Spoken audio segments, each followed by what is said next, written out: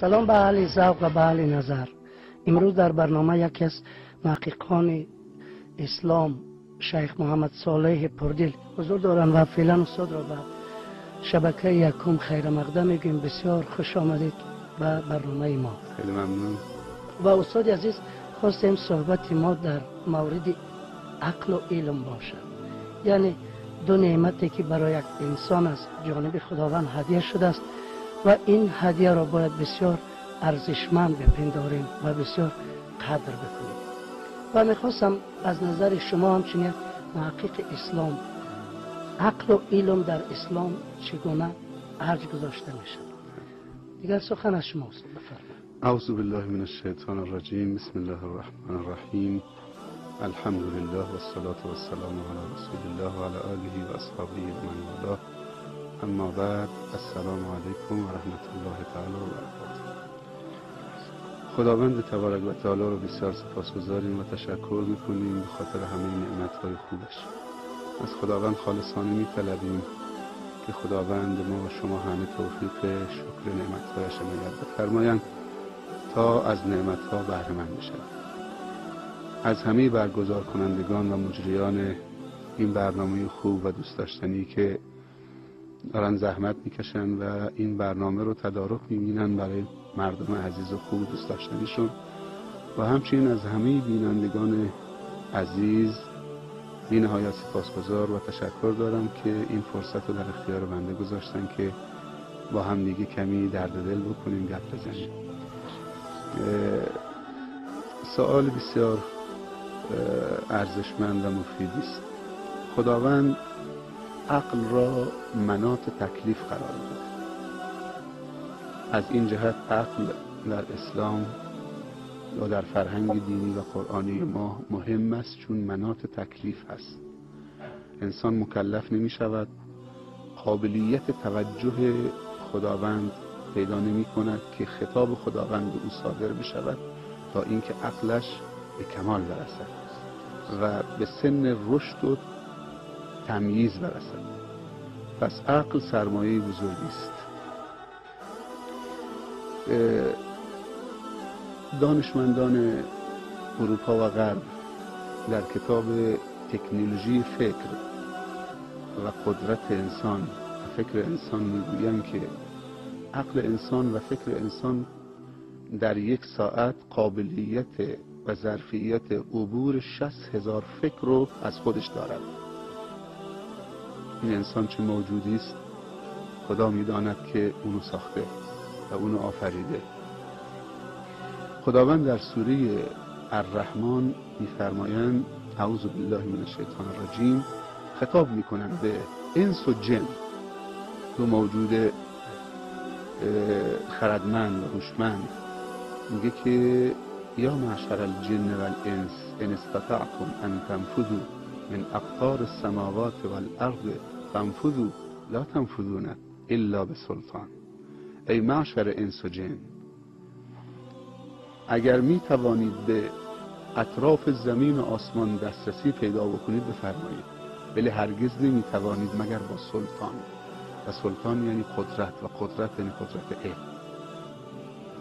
انسان به علم است و تفکر،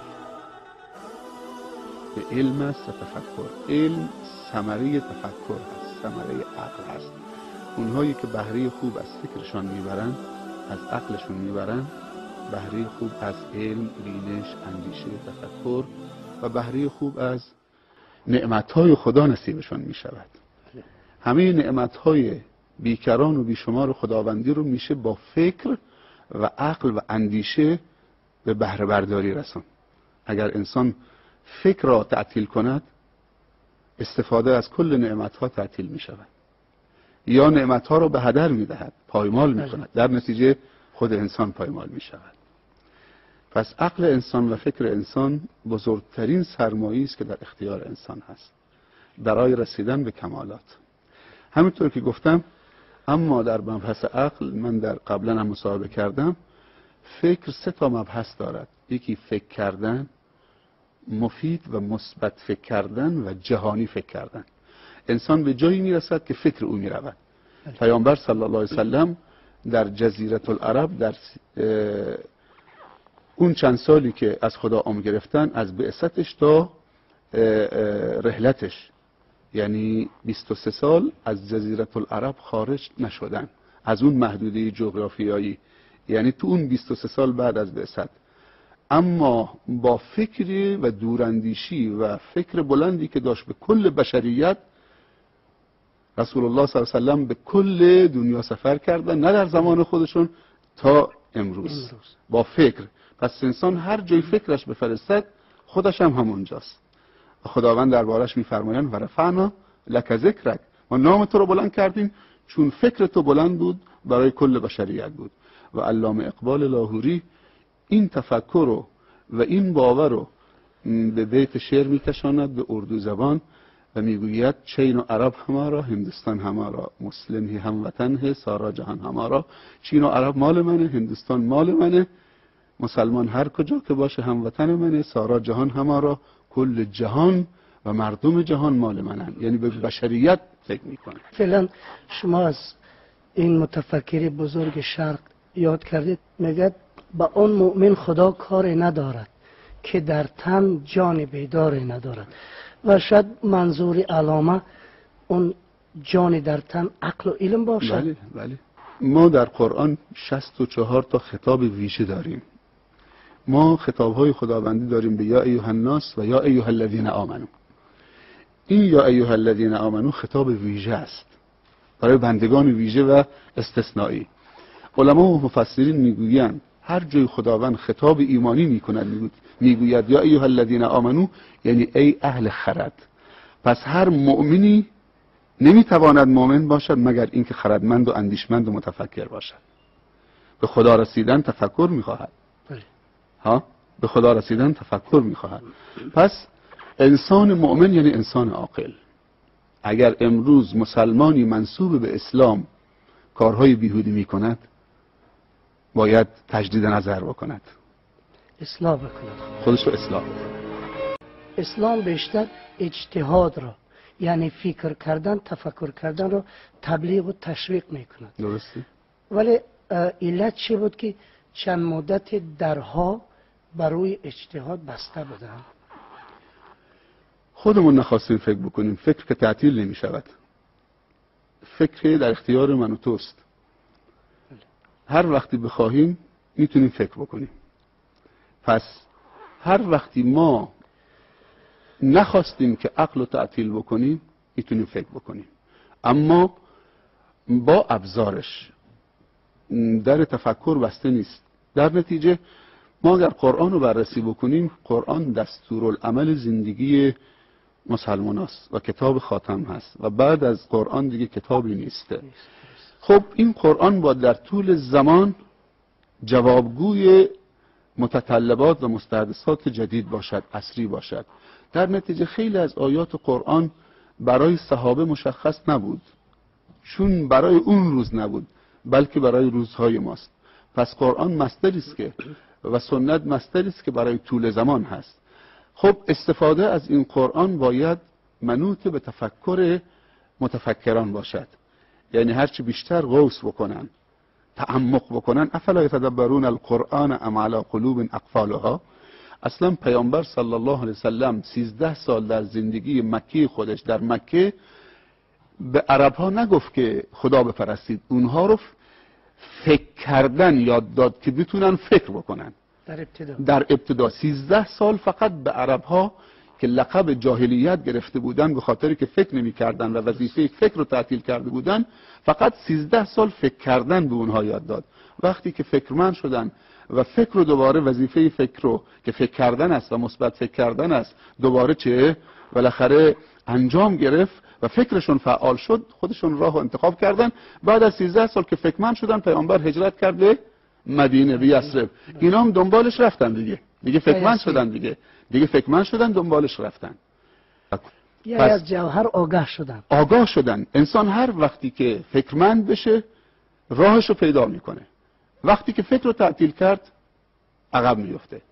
پس من دیروز در مسجد حصار گفتم که در سال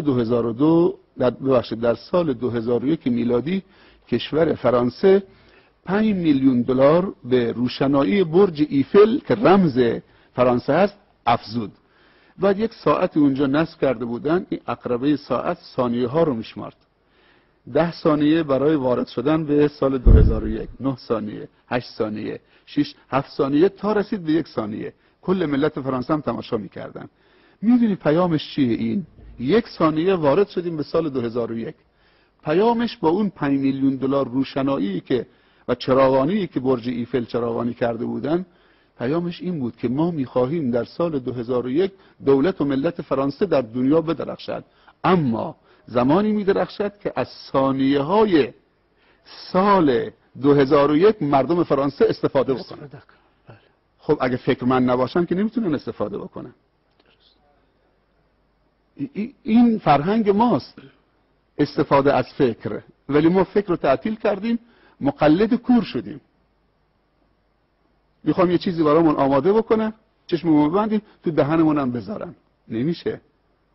باید تلاش کرد، باید فکر کرد، فعال شد. و استاد چون سخن از فکر میرود، فکر فطری است یا کسبی؟ یعنی فکر و عقل در انسان. عقل خداوند در انسان نهاده. هر کسی نکن روزی 2 تاست، یکی روزی که براش تلاش میکنید و یکی روزی که خودش میاد. ولی فکر یک سرمایه خدا داده است. این فکر با فکر کردن و تمرین کردن و تعمق و نظر فعال می شود، رشد می کند. یعنی فکر انسان قابلیت رشد دارد و رشدش با تمرین کردنه، با فعال کردن فکره، با تست کردن هوشه. اینجاست که خداوند در قرآن می‌فرماید سنوریهم آیاتنا. خداوند چشم و گوش و حواس و دروازه‌هایی برای فکر قرار داده. پس فکر انسان خداوند میگه میدان تفکر 2 تاست، سومی ممنوعه. 3 تا میدان تفکر داریم. خداوند میگه سنوریهم آیاتنا فی الآفاق و فی انفسهم حتی یتبین لهم انه الحق. ما نشانه های قدرتمون رو در آفاق و انفس به اونها نشون میدیم تا ثابت بشه به اونها که این حقه و حقیقته. پس میدان تفکر برای فکر کردن است. خدا عقل داده که فکر بکنیم و دل داده که دوست بداریم. خب حالا دل داده دوست بداریم، دوست نداریم، دشمنی بکنیم، چی میشه؟ دنیا به هم میریزه. عقل داده که فکر بکنیم، فکر نکنیم، دنیا آباد میشه؟ نه، آباد نمیشه. اصلا با یه نفر فکر میکنه ولی فکر منفی میکنه، دنیا آباد میشه؟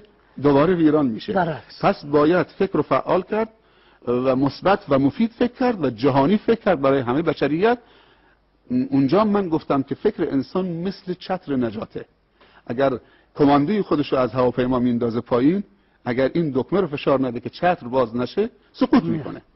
فکر انسان همینه. با وجودی که انسان فکر داره، خودش فکرش رو داره حمل میکنه، ولی اگر فکر بسته باشه، فکر باز نشه، فکر با چه باز میشه؟ با تفکر در آفاق و انفس. مثالهای زیادی در قرآن هست که میشه اشاره بهش کرد وقتی انسان فکر میکنه. در دوزخ اگر وصل تو در چنگ آید، ما را از حال بهشتیان ننگ آید.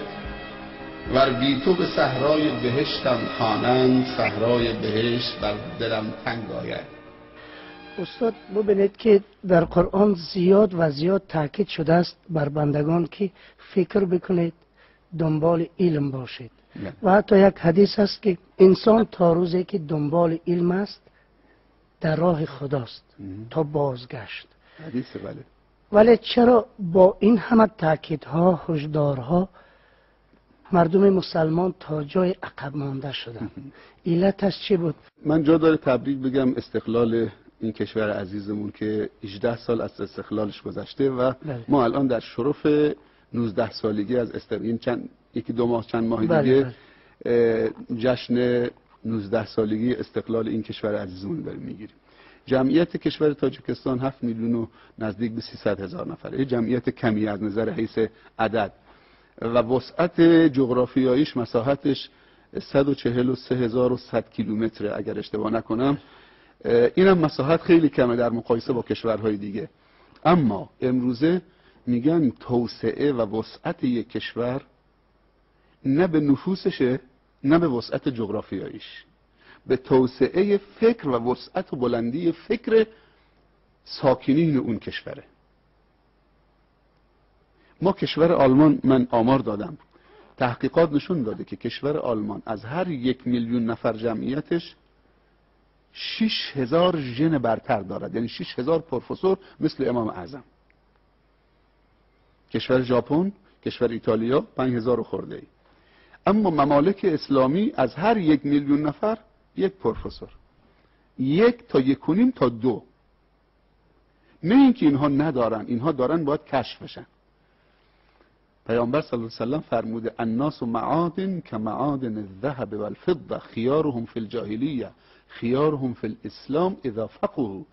میگه انسانها چون معدنهای طلا و نقره هستن، ولی ما دنبال کشف سنگ و سیمان هستیم، میریم تو کوه، تو دشت که معدن گچ، سنگ، سیمان کشف کنیم، در صورتی که ما باید معادن انسانی رو کشف کنیم.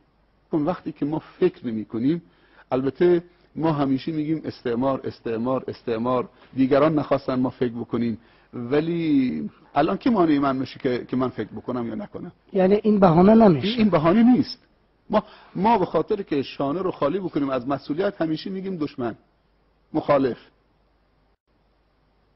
ما خودمون نخواستیم. الان که مانع من میشه؟ تو خونه نشستی که مانع میشه که فکر بکنید؟ امام ابن سینا میگن پدرش همیشه بهش میگفت تو نابغه میشی پسرم، تو نابغه هستی، تو نابغه هستی، تو نابغه هستی. باورش شد، اعتماد به نفسش رفت بالا.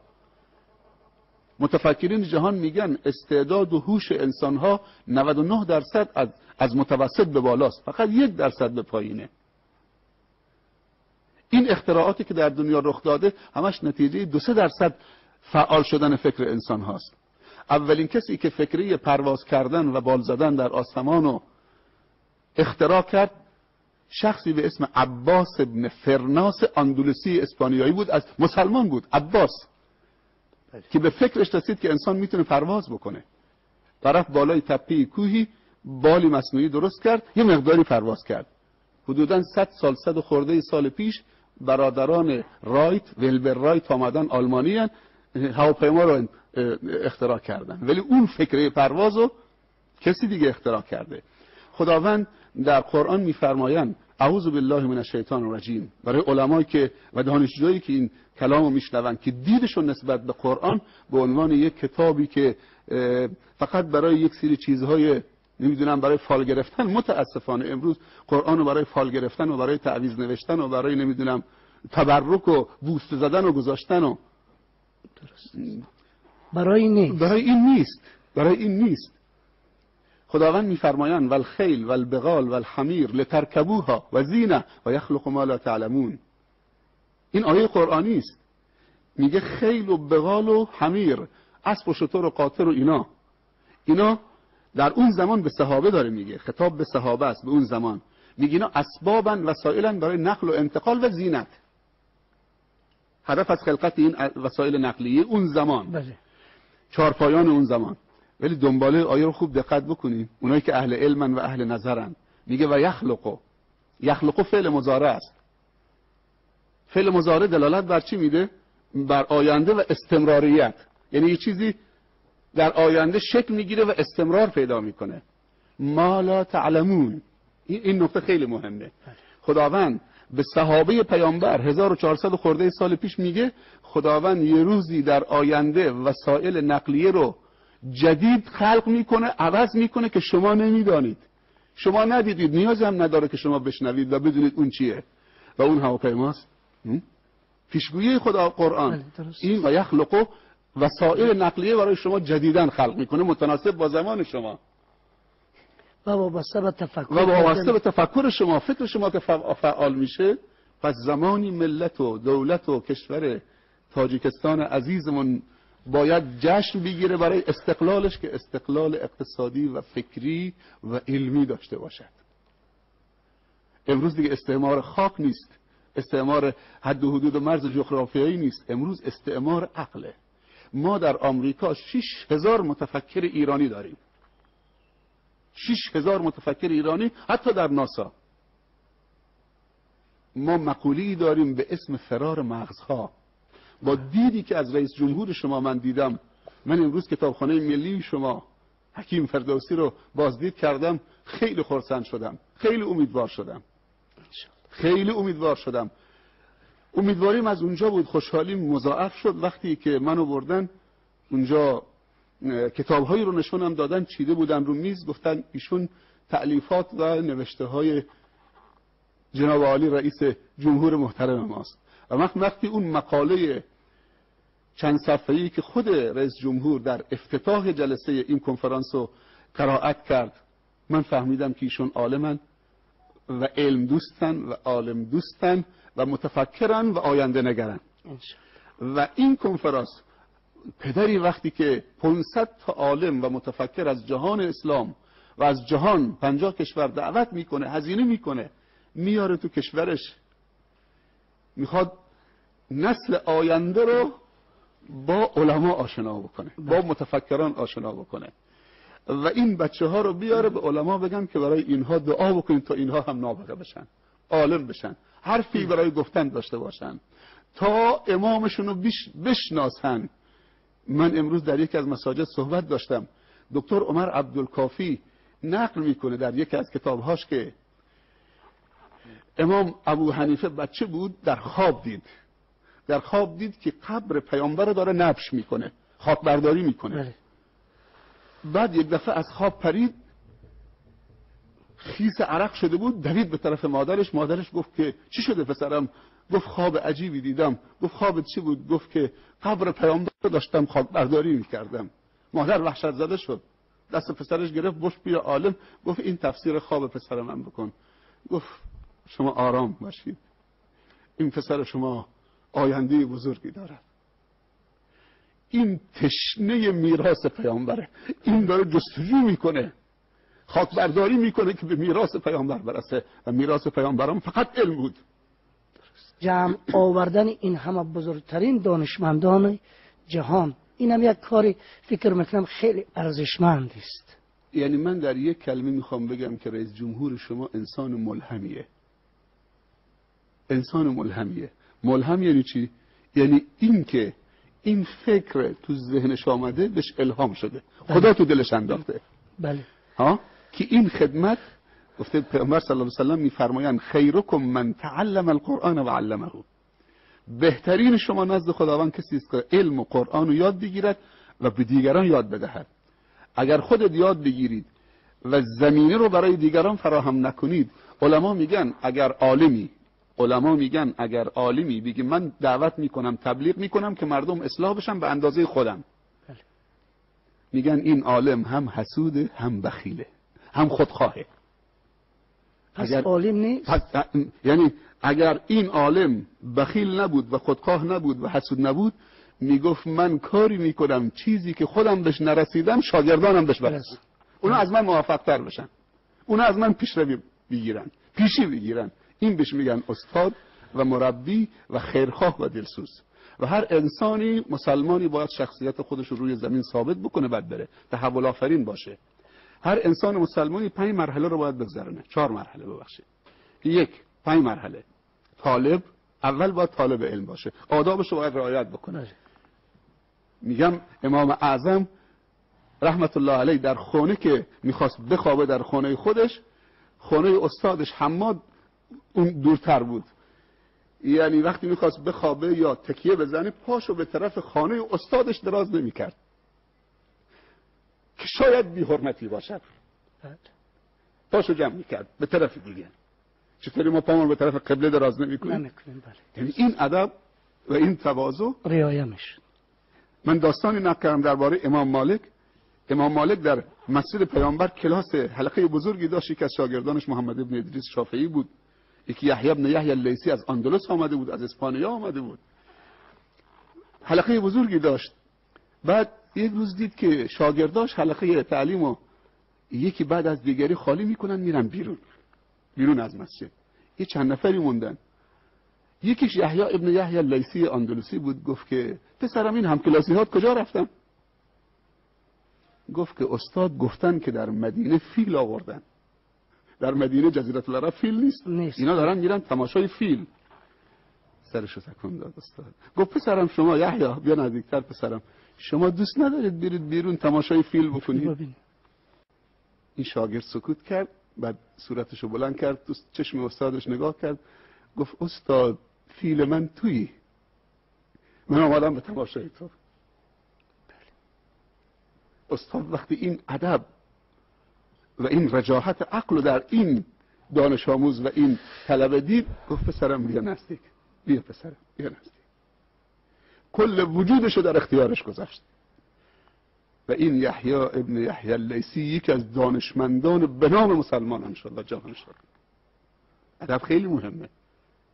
پس هر انسان مسلمانی باید 4 مرحله رو بگذرد. طالب علم باشد، اول آداب خودش دارد، بعد عالم میشه، بعد عامل بشه، بعد معلم بشه، بعد مربی بشه. فرق است بین معلم و مربی ها.